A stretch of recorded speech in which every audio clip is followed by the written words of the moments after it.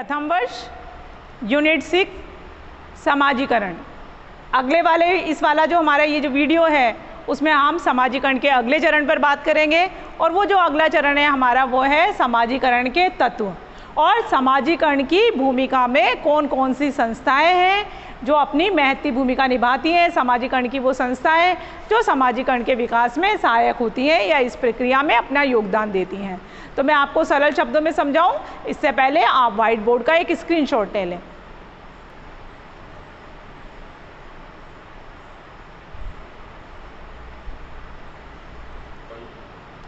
मैं डॉक्टर सावित्री चौधरी आपसे एक अनुरोध करना चाहती हूँ कि मैं आपको समझाऊं उससे पहले अगर आपने हमारा वीडियो चैनल अभी तक सब्सक्राइब नहीं किया है तो कृपया करके उसको सब्सक्राइब कर लें जिससे आने वाले दिनों में आपको जानकारी मिलती रहे। चलिए अब चलते हैं हम व्हाइट बोर्ड की ओर और बात करते हैं तत्वों की।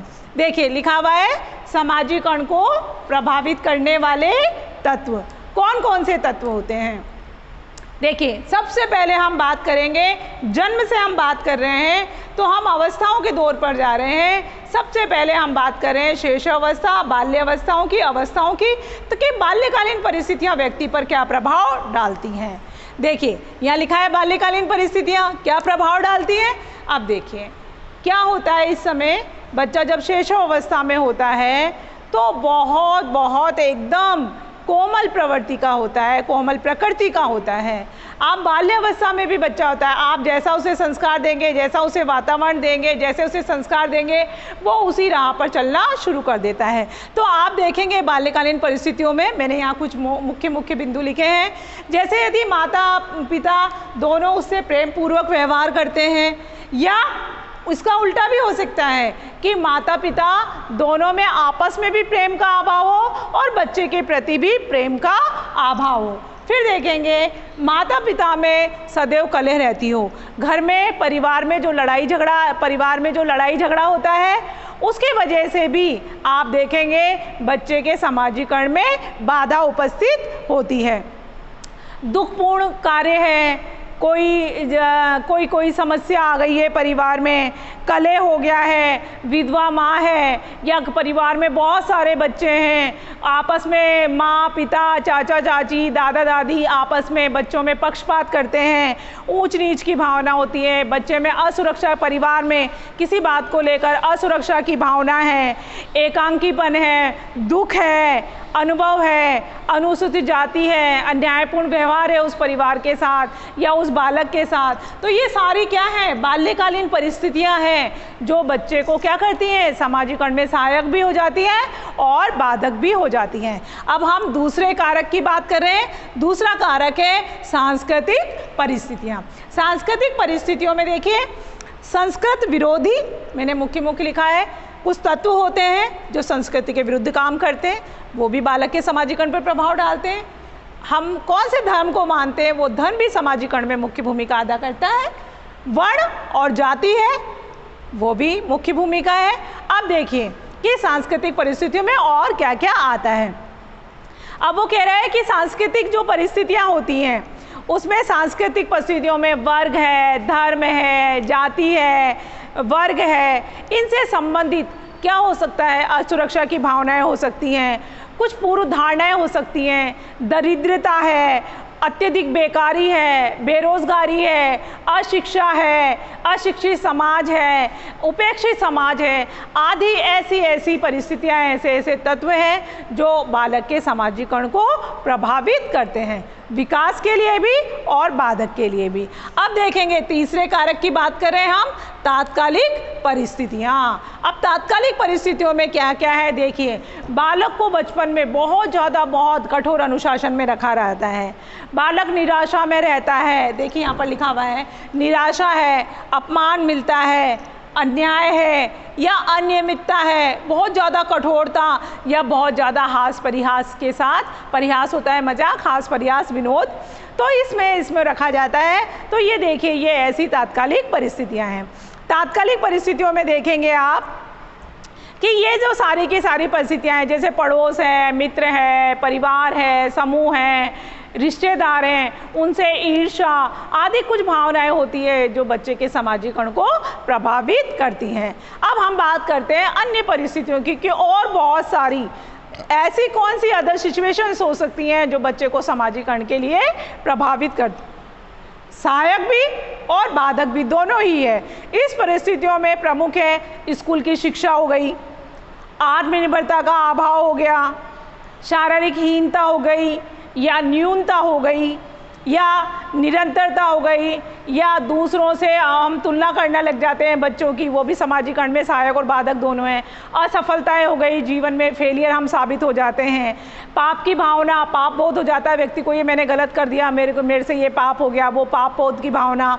सदैव अपने आप को छोटा समझना या फिर दूसरों के द्वारा समझा जाना, या खेल है और या फिर साथ में जो अपने मित्र होते हैं या साथी होते हैं उनकी कमी है। तो ये देखेंगे ये अन्य कारक भी हैं या अन्य परिस्थितियां भी हैं जो व्यक्ति के सामाजिकरण में सहायक और बाधक दोनों होती है। इसलिए हमने इस टॉपिक का नाम यहाँ पर रखा था सामाजिकरण को प्रभावित करने वाले कारक।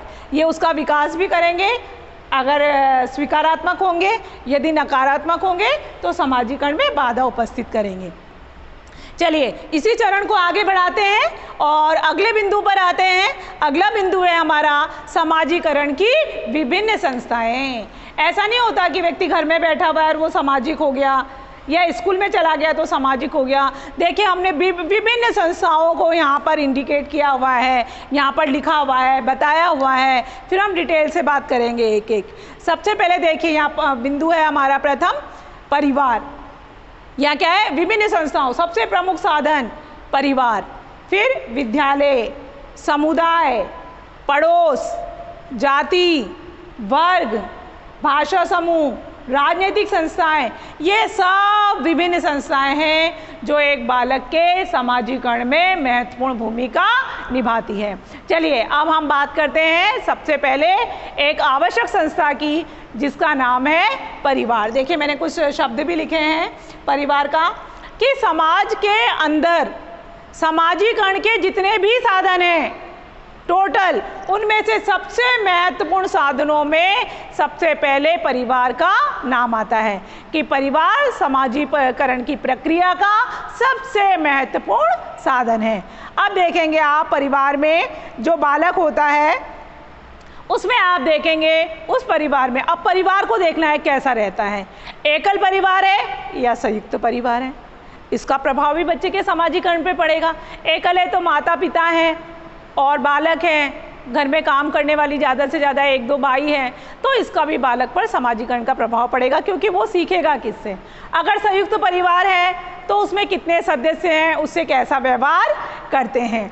फिर आप देखेंगे बालक का जन्म जिस भी परिवार में होता है और जहाँ भी जिस भी परिवार में उसका विकास होता है, आप देखेंगे उसी परिवार में वो कैसे खाता पीता है, कैसे उसका उठना बैठना है और किस तरह के कपड़े वहाँ पर पहने जाते हैं, पढ़ाई लिखाई के क्या साधन हैं, शिक्षा के प्रति उस परिवार का क्या रुझान है, और वस्त्र पहनना, खाना खाना, उठना बैठना, आना जाना, रिश्तेदारियाँ निभाना, सामाजिक संबंधों का निर्वाह करना आदि आदि सारे ही कार्यों को बालक परिवार के माध्यम से ही सीखता है।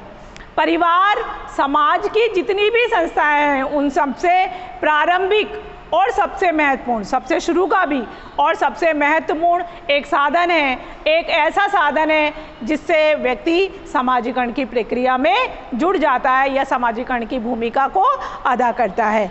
फिर आप देखेंगे कि परिवार में ही बच्चा है, प्रेम है, सहयोग है, दया है, सहानुभूति है, क्षमा है, त्याग है, सद्भावना है, सहनशीलता है आदि जो मानवीय गुण होते हैं वो सारे गुणों का विकास भी परिवार में ही सीखता है। और समुदाय में जाकर भी वो अपना बालक अपना समूह बनाता है। एक समुदाय हमारा होता है, कम्युनिटी हमारी होती है, कम्युनिटी से भी बहुत सारे मानवीय गुण, दूसरों का सहयोग करना, आलोचना को सहन करना, सबके साथ समानता का व्यवहार करना, हमेशा खुश रहना, इस तरह से जो समुदाय के द्वारा सामुदायिक गुणों का भी बालक में विकास होता है और ये गुण भी उसे एक समाज का योग्य और कुशल व्यक्ति बनाते हैं। फिर आप देखेंगे और परिवार की क्या महत्वपूर्ण भूमिका होती है। तो हम पहले ही बता चुके हैं आपको कि परिवार समाजीकरण का अभिन्न साधन है। भिन्न जितने भी साधन हैं उनमें से आप सबसे ज़्यादा महत्वपूर्ण और प्रारंभिक साधन के तौर पर आप इसे देख सकते हैं। अब परिवार में माता पिता हैं, भाई बहन हैं, दादा दादी है, चाचा चाची के बच्चे हैं, आपस में सहयोग करते हैं, एक दूसरे के कपड़े पहन लेते हैं, एक दूसरे की किताबों से अपना काम चला लेते हैं, एक दूसरे के साथ मिल बांट कर खाते हैं। तो इस तरह से परिवार जो होता है वो समाजीकरण में, परिवार वाली जो संस्था है, परिवार जो एक महत्वपूर्ण संस्था है, वो समाजीकरण में मुख्य भूमिका निभाती है। व्यक्ति इसके अंतर्गत ही न्याय करना, पक्षपात न करना, अपने परिवार के सभी सदस्यों से समानता का व्यवहार करना, कोई भी वस्तु, चीज़, उपहार आपस में बांट कर लेना, सबको संयम से रहना, सब ये आदि गुण परिवार के माध्यम से बालक सीखता है। और ये गुण जब विकसित हो जाते हैं व्यक्ति में तो उसका समाजीकरण हो जाता है और समाजीकरण की जो प्रकृति है वो तीव्र हो जाती है। और यदि ये जो सारे मैंने गुण आपको बताए हैं अगर ये विपरीत हो जाते हैं, यदि इनका विपरीत प्रभाव उत्पन्न होता है तो ये समाजीकरण में बाधक उपस्थित कर देते हैं या समाजीकरण में बाधा उपस्थित हो जाती है। अब हम बात करते हैं विद्यालय की। देखिए अब हमने सबसे पहला साधन पढ़ा था परिवार, अब हम साधन पढ़ रहे हैं विद्यालय।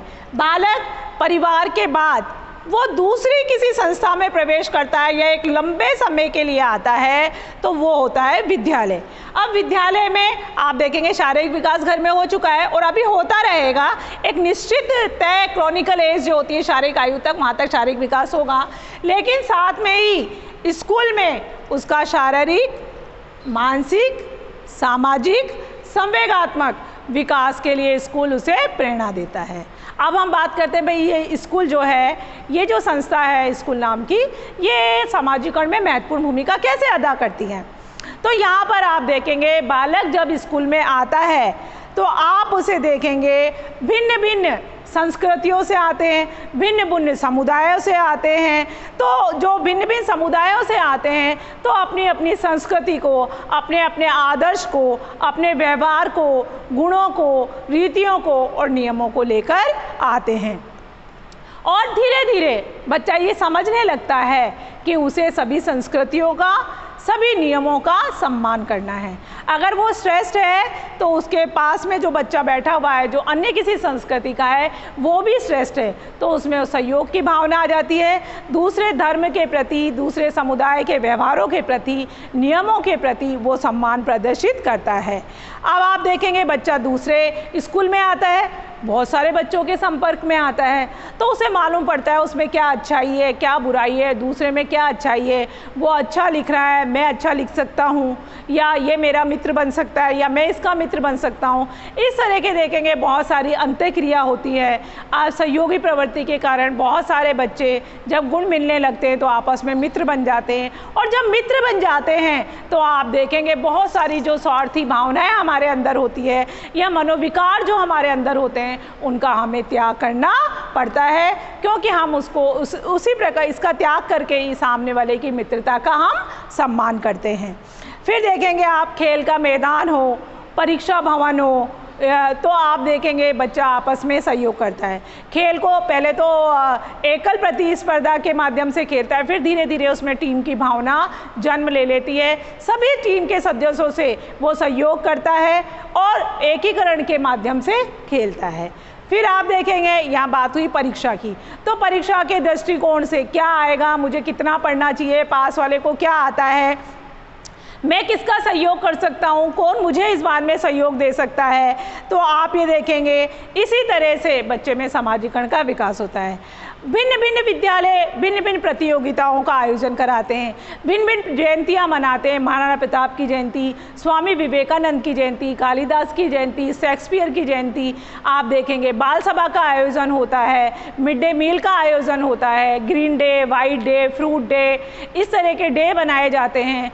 इससे भी बालक में स्वस्थ प्रतियोगिता, गलाकाट प्रतियोगिता नहीं, स्वस्थ प्रतियोगिता स्पर्धा का विकास होता है। वो उन प्रतियोगिताओं में भाग लेता है या भाग लेने में किसी का सहयोग करता है, उससे भी उस बालक के जो गुण हैं या उसकी जो प्रतिभा है वो निकलकर सामने आती है। वो दूसरे को हानि ना पहुंचाकर बिल्कुल ऐसा प्रयास करता है कि वो स्कूल का एक मान्य सदस्य बन सके। स्कूल में अपने नियम होते हैं, एक डिसिप्लिन होता है, क्लासरूम डिसिप्लिन होता है, कॉरिडोर डिसिप्लिन होता है, स्कूल कैंपस डिसिप्लिन होता है। जो स्वतः अनुशासन है उन नियमों का पालन भी बालक स्कूल में आकर ही सीखता है।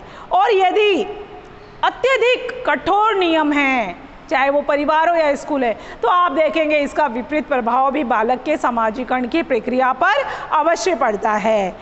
आप स्कूल का अनुशासन यदि अच्छा नहीं है, अगर वहाँ के सहपाठी अच्छा नहीं है, स्कूल जहाँ पर है, जहाँ स्थापित है, वहाँ का आसपास का माहौल, आसपास के जो लोग हैं, समुदाय हैं, वो यदि अच्छे नहीं हैं, अशिक्षित हैं, बेरोज़गार हैं या फिर किसी प्रकार से सामाजिक विरोधी गतिविधियों में लिप्त है, तो उसका भी बालक के समाजीकरण पर प्रभाव पड़ता है। अब हम बात करेंगे कम्युनिटी की, अब हम बात करेंगे समुदाय की, कि समुदाय समाजीकरण की प्रक्रिया में क्या स्थान रखता है। अब देखेंगे यहाँ समुदाय में लिखा है कि भिन्न भिन्न समाज, जैसे जाट समाज है, ब्राह्मण समाज है, विजयवर्गीय समाज है, अलग अलग समाज होते हैं, सब समाज, उनका अपना अपना एक अलग से स्थान होता है। वो भवन निर्मित कर लेते हैं, वहाँ पर अपने अपने समाज के बच्चों को बुलाते हैं, अपने अपने समाज के बच्चों के बीच में प्रतिस्पर्धाएँ रखवाते हैं, प्रतियोगिताएँ रखवाते हैं। तो यहाँ पर देखेंगे समुदाय की सामूहिक क्रियाओं में अब वहाँ पर नींबू रेस है, रस्सी कूद है, बाईसाइकिल चलाना है, भाषण देना है, आशु भाषण देना है, छोटी छोटी 1-1 मिनट की प्रतियोगिताएं, इस प्रकार की बहुत सारी प्रतियोगिताएं किसी कम्युनिटी के द्वारा अपने कम्युनिटी के लोगों के लिए आयोजित की जाती हैं। उस प्रतियोगिता में भाग लेकर, जीतकर या हार कर, ये सारी प्रक्रियाएं उस प्रतियोगिता में हो सकती हैं। तो आप देखेंगे या तो हार होगी या जीत होगी, तो उसमें से भी बच्चे का समाजीकरण होता है। तो यहाँ कहेंगे मनोरंजन के बहुत सारे साधन हैं, बहुत सारे अभिकरण हैं, बहुत सारी सुविधाएं ये प्रोवाइड कराते हैं। सामाजिक और आर्थिक बहुत सारे दिवाली मिलन समारोह, होली मिलन समारोह, बहुत सारे त्यौहार हैं, बहुत सारे पर्व हैं जो इन कम्युनिटी के द्वारा मनाए जाते हैं। और इस तरह के जो त्यौहार मनाए जाने की परंपरा है या पर्व मनाए जाने की जो परंपरा है, वो भी समाजीकरण की प्रक्रिया को प्रभावित करते हैं। समुदाय का जो संगठन होता है, उसकी जो सामाजिक स्थिति होती है, आर्थिक स्थिति होती है, राजनीतिक स्थिति होती है, वो भी बालक के समाजीकरण को प्रभावित करती है। अब हम चलते हैं पड़ोस की ओर। तो आप देखेंगे जब भी हम कहीं भी अपना आवास स्थापित करते हैं, आवास बनाते हैं, तो आप देखेंगे पड़ोस, हम जब भी मकान खरीदेंगे या हमारे आवास के लिए हम किसी भी जगह का चुनाव करेंगे, तो हमारी फर्स्ट प्रायोरिटी ये रहती है, हमारी प्रमुखता ये रहती है कि हमारा जो पड़ोस है, हमारे पड़ोस में रहने वाला जो परिवार है, वो सुसभ्य हो, शिक्षित हो और अच्छे काम धंधे वाला हो, उच्च परिवार का हो। तो ये पड़ोस क्यों? क्योंकि पड़ोस के प्रति चेतन रूप से या अचेतन रूप से व्यक्ति बहुत सारी प्रतिक्रियाएं करता है। तो जो पड़ोस होता है, देखो लिखा है मैंने, पड़ोस के प्रति चेतन या अचेतन रूप से, अगर अच्छा है और यदि अच्छा नहीं है, दोनों ही कारण हो सकते हैं। तो आप देखेंगे अगर हमने कभी कभी हम कुछ बोल भी देते और नहीं भी बोल देते, तो जो हमारा अनकॉन्शियस माइंड है उसमें पड़ोस को लेकर प्रतिक्रिया चलती रहती है। आप देखेंगे यहाँ पर हम पड़ोसियों की बात करें कि पड़ोसियों के संपर्क में आने पर भी हमारे मन में अनेक विचार आते हैं और बातचीत करते हैं, गप्पेबाजी करते हैं। इसके दौरान जो हमारा व्यवहार होता है, उसका ढंग, और हम बहुत सारी चीज़ें पड़ोस से सीखते हैं। वो कैसे बोलते हैं, अगर अच्छा बोलते हैं तो हम उसकी कॉपी करते हैं, अच्छा पड़ोस है, अच्छे सुसभ्य व्यक्ति हैं तो हम उनकी ओर आकर्षित होते हैं। और आदर्शों से उनके क्या आदर्श है, उन्होंने अपने जीवन के क्या सिद्धांत बनाए हुए हैं, हम उन आदर्शों से भी परिचित होते हैं, अपने व्यवहार में भी लाते हैं। और चेतन अचेतन रूप से तो देखो हम प्रतिक्रिया करते ही हैं। उसके बाद आप देखेंगे इसके फलस्वरूप हमारे अंदर क्या होता है, पड़ोस के प्रति जो हम व्यवहार कर रहे हैं उससे हमारे अंदर नवीन आदतों का विकास होता है। ये प्रक्रिया समाजीकरण की प्रक्रिया को आगे बढ़ाती है। और अच्छे पड़ोस का होना, गुड नेबर, अच्छे पड़ोस का होना बहुत बहुत आवश्यक है। चलिए अब हम संस्थाओं के अगले चरण में चलते हैं, वो है जाति। अब देखिए भारत जैसे परंपरागत समाज में जाति एक प्रमुख साधन है समाजीकरण का। अब आप बात करेंगे जब जाति की तो उसमें देंगे प्रत्येक जाति की अपनी प्रथाएं होती है, परंपराएं होती है, सांस्कृतिक उपलब्धियां होती है, अपना एक गौरवान्वित इतिहास होता है। प्रत्येक व्यक्ति अपनी जाति से ही इन सब बातों को ग्रहण करता है। इसलिए एक जाति के बच्चे का समाजीकरण भिन्न भिन्न प्रकार से होता है, या वो अपने जो समाजीकरण की प्रक्रिया है उसको भिन्न प्रकार से ग्रहण करता है।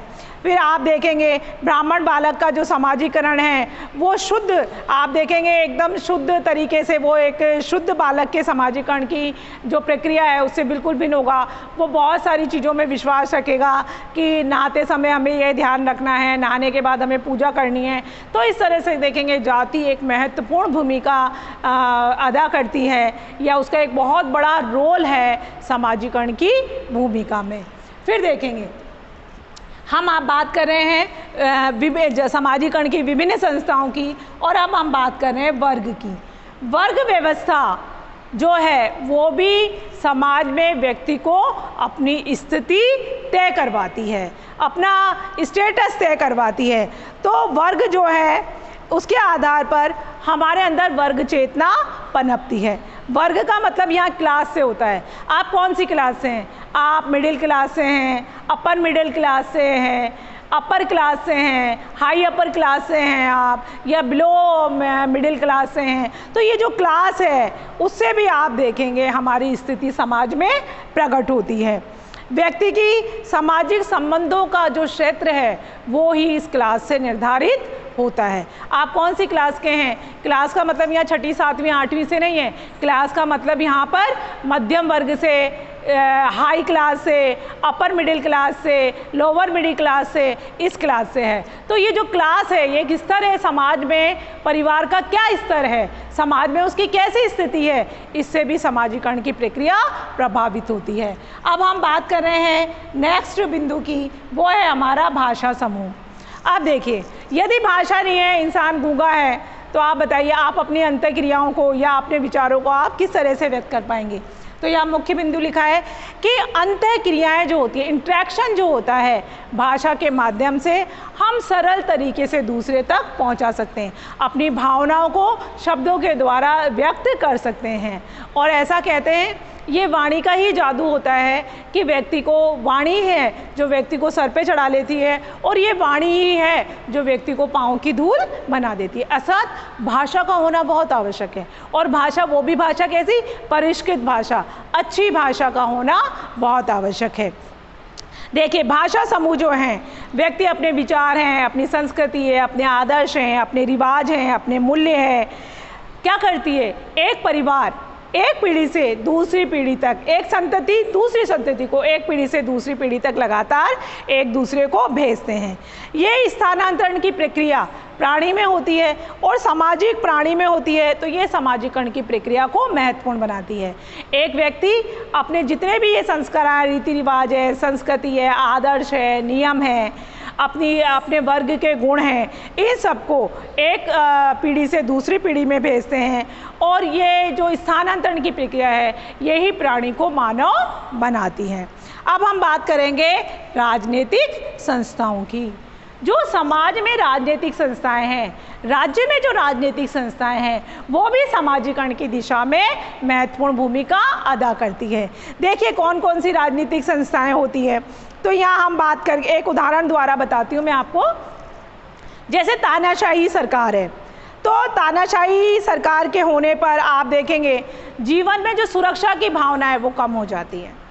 तानाशाही सरकार है, कठोर अनुशासन हो जाता है, विकास के बहुत कम अवसर मिलते हैं। आप अपनी इच्छा से, अपनी मर्जी से, अपनी योग्यता से शिक्षा प्राप्त नहीं कर पाते हैं। तो इस तरह से जब स्वाभाविक विकास में फ़र्क पड़ता है, सामाजिक विकास में जब फ़र्क पड़ता है तो सामाजिकरण की प्रक्रिया में बाधा उपस्थित होती है। यदि वो सरकार कल्याणकारी है, संस्थाएं कल्याणकारी है, लोक कल्याणकारी है, तो देखेंगे समाज के विकास के लिए, व्यक्ति के विकास के लिए बहुत सारे काम करती हैं। प्याऊ लगवा दी, कुएं खुदवा दिए, अच्छी सड़कें, अच्छे परिवहन के साधन, अच्छी शिक्षा के साधन, अच्छे संचार के साधन। तो आप ये देखेंगे जो राजनीतिक संस्थाएं होती हैं वो भी प्रत्यक्ष या अप्रत्यक्ष रूप से समाजीकरण की जो प्रक्रिया है उसमें महत्वपूर्ण भूमिका अदा करती हैं।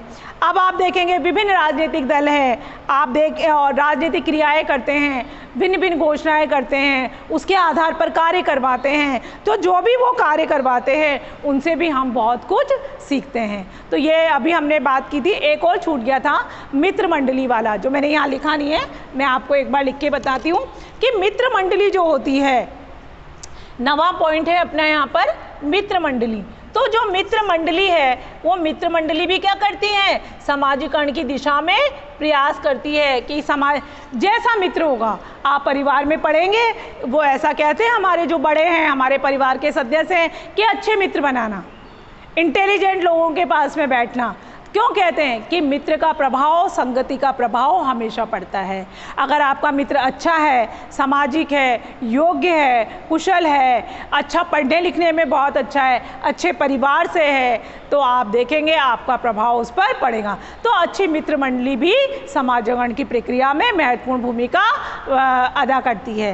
अगर आपकी मित्र मंडली अच्छी नहीं है, जो बच्चा है वो असामाजिक गतिविधियों में लिप्त है, चोरी करता है, झूठ बोलता है, समस्यात्मक बालक है, होमवर्क करके नहीं लाता है, पढ़ाई में उसकी रुचि नहीं है, तो वो आपके भी इंटरेस्ट को, पढ़ाई के प्रति जो आपका पॉजिटिव एटीट्यूड है उसको दूर कर देगा।